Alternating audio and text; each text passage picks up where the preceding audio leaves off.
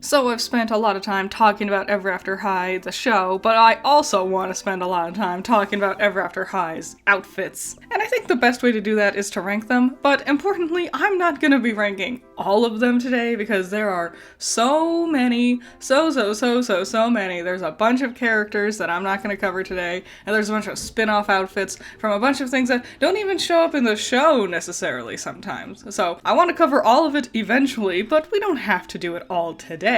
Instead, today, my plan is to just do like the basic core cast of characters, at least up until the part where I left off with my reviews. So then as we move forward with our reviews, then I can cover the characters that we get introduced to as we continue moving forward. And I'm just gonna cover their basic outfits, just like really set the groundwork, and then we can move on from here with more videos in the future, which I think will be a ton of fun. Now I have 7 categories for these ranking designs. Now importantly, I'm just gonna be ranking their outfits for this. I'm not going to be taking their characterization into consideration, because some characters I really like have not great outfits, and some characters I don't like have really amazing outfits. And this is just my opinion, so if you have any other thoughts and opinions, leave them in the comments below. I'd love to see them. Let's dive into ranking them. And of course, we gotta start off with Apple. I have both their character concept art and how they look in the show here, because sometimes they look wildly different from each other. Apple looks pretty spot on in both versions. If anything, I actually like her hair better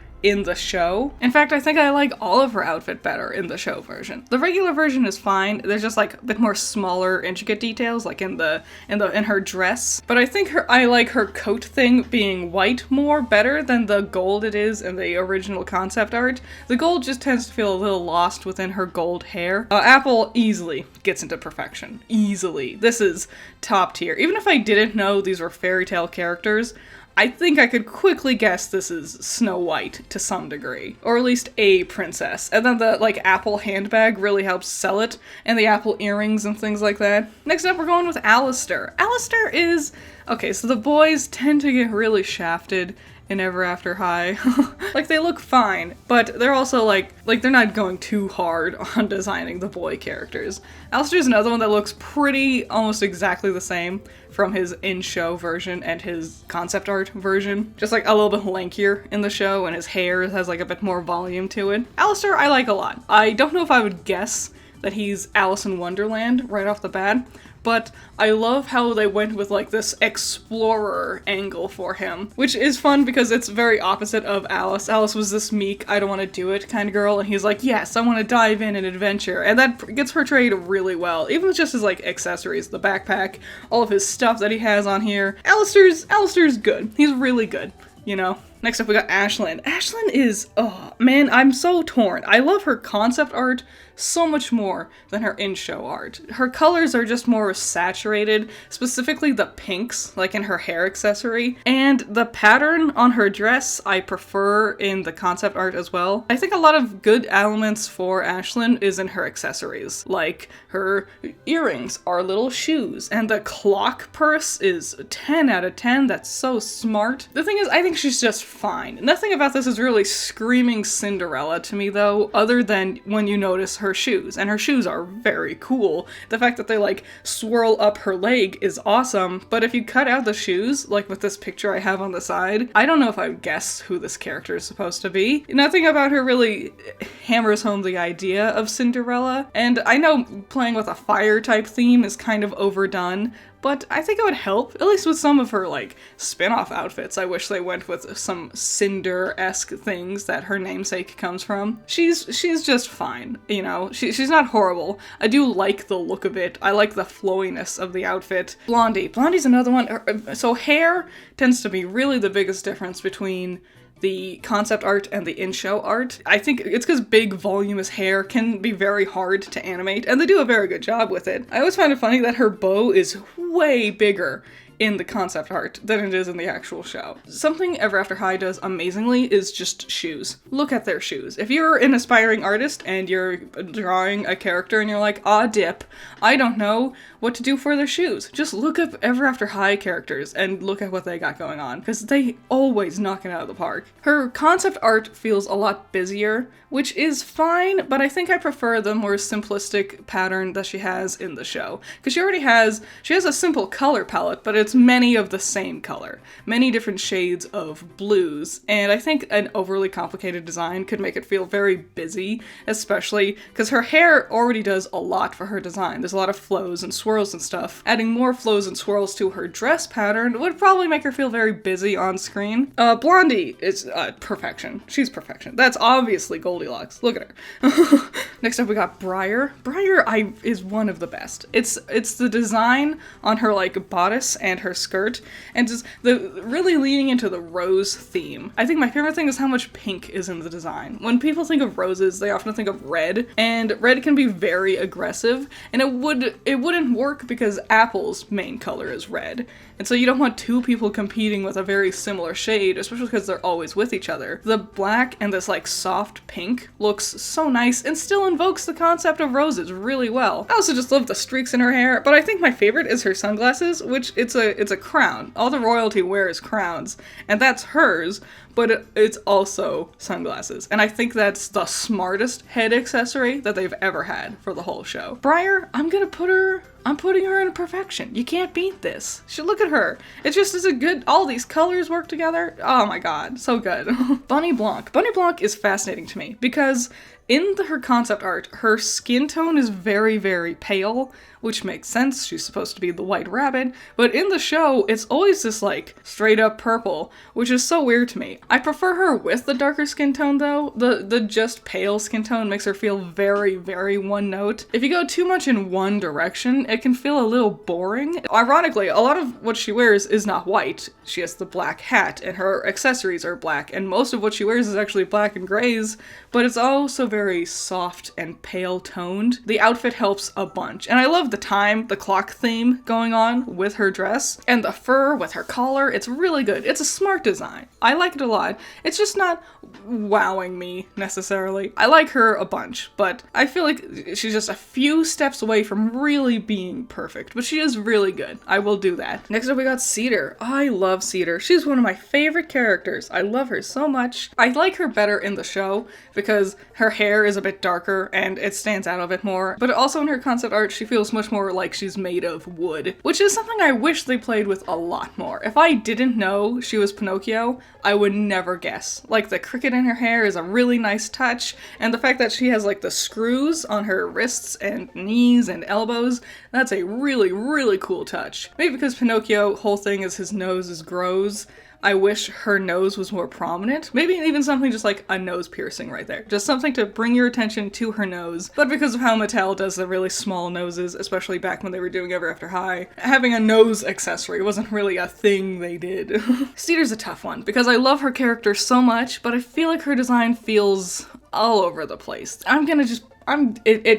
It kills me. I'm gonna put her in meh. It's not horrible, but I feel like it's also not amazing. Her character makes her amazing. Her design leaves a lot to be desired. Fortunately, a lot of her like spin-off outfits look really great. Cerise, classic. Little Red Riding Hood is so easy. Just once you see the hood, you know who that is. I think they really go above and beyond by adding the tree details on the hood itself. It looks amazing. It's so pretty. It's such a nice, simple little detail that doesn't take away from her Red Riding Hood aspect. A lot of her design feels very, like, monotone-ish. She tends to stick in very dark color palettes, which works because it looks really good with the red of her hood. And so adding that little detail on her cape just adds a little bit more color and really makes the rest of it pop. I wish her ears matched her hair color, though. That is my biggest gripe, because her ears are like this brown thing, and it's fine, but I wish it matched her hair color, or something like that, you know?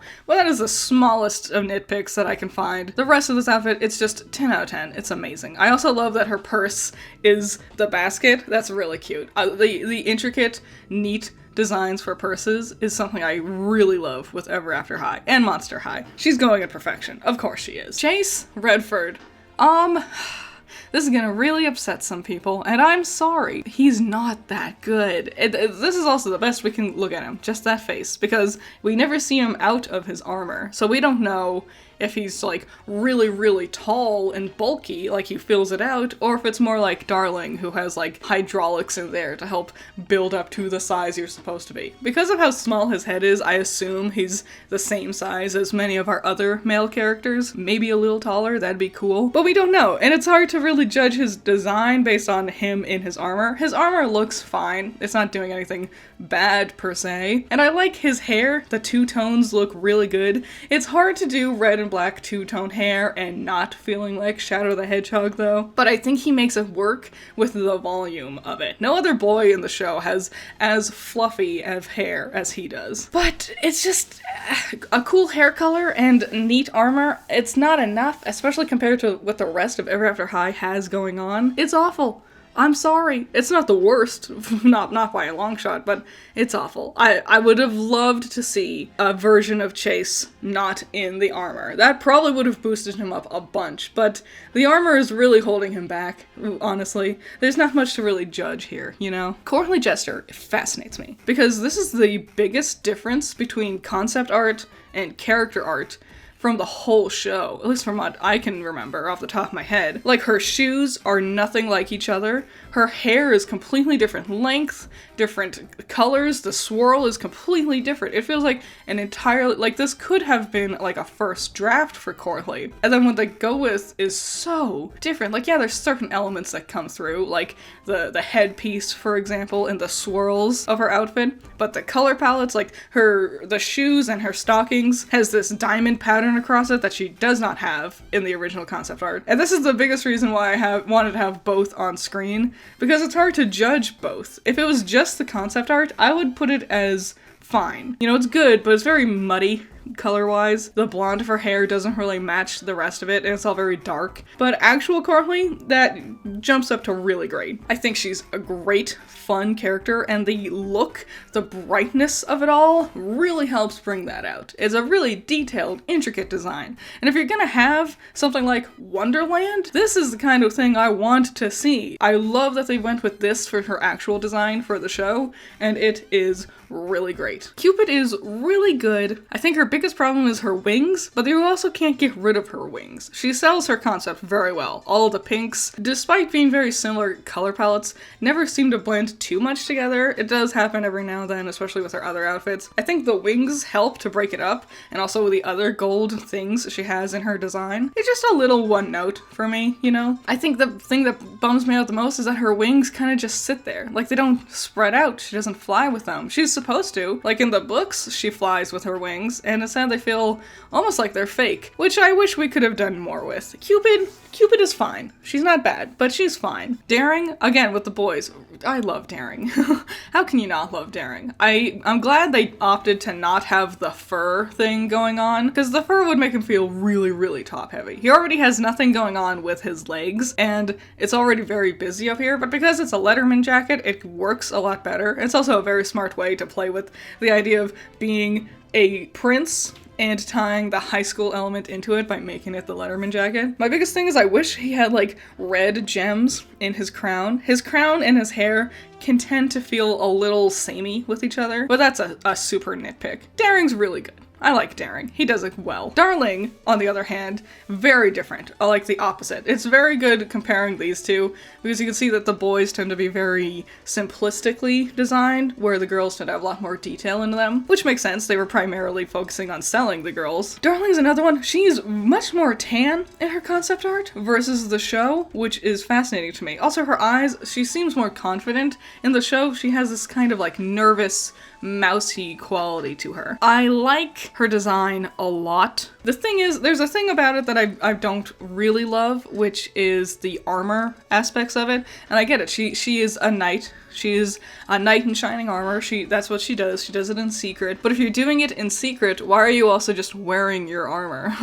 Your brothers don't wear armor or anything like that. I don't know. I feel like it kind of ruins the surprise of it all, and I don't think it really adds much to the design. It's a very busy look. Her hair is matters a lot. And I don't think the armor would have helped. And I wish if you were gonna put armor there, do something to help break up this color palette. The blues of her hair tends to get really lost in the blues of her outfit. And I think the thing that kills me the most is that she doesn't look anything like Dexter. Her and Dexter are supposed to be twins. And I get it that twins don't always look the same, and because one is a boy and one's a girl, they're definitely fraternal. But I wish there was just something they had in common, whether it was their skin tone or eye color. If I didn't know any better, I would think they were cousins, not twins. This could be improved a lot, but it's a good way to start for this character. Speaking of Dexter, Dexter's great. You know, they sell the princely like vest really well, but adding the scarf helps make it feel like high school and casual. He's also one of the few characters that wears glasses, and he also has more interesting shoes going on, especially compared to Daring. I like Dexter a lot. He works very well, but he's very simple. And it shows that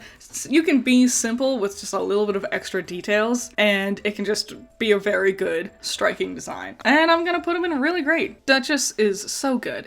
You don't even need to know the Swan Princess, and you can immediately identify this, because the ballerina element is so prominent, and it looks great. I like her dress better in the concept art. It bells out a lot more like a ballerina skirt would, but I like her hair better in the show. In the concept art, it's a lot of black, which is fine, but in the actual show, I prefer the intricately, like, weaving of different colors for her hair. I also like her head accessory a lot better. In the concept art, it's just one solid color, which is so boring, and it's not even, like, a good color to complement the rest of her outfit. I also really love, this is such a small detail, but it's so amazing, I love how her shoes don't have a heel, because she's just doing that thing that, like, that ballerina step where they're always on their toes, so she's not stepping on her heels, she's just always on her toes. She is really great. Holly O'Hare is she does a good job portraying Rapunzel, especially because she has the longest hair of everyone else. I don't know if I would immediately guess Rapunzel, but there's not a lot else with Rapunzel to go with other than you have a lot of hair. It looks good and it works. I don't like her like flower tiara crown. It's fine. It's just, it doesn't match anything else in her outfit. If it was like the same shade of purple as her shirt, I think it would be better. I also wish there was just like more than just one color in there. Like we could have a couple of different flowers, you know? It's a fine look. She looks like the most basic of a princess. Like, design a princess. This is what you would do. It doesn't need to be specifically Rapunzel. It's fine. I like her, but she's not doing anything amazing. I'm gonna put her into meh. Hopper Croakington, I love. He's one of my favorite characters. But if I did not know he was the Frog Prince, never in a million years would I guess that. Like, there's no green. The only green on him is his socks.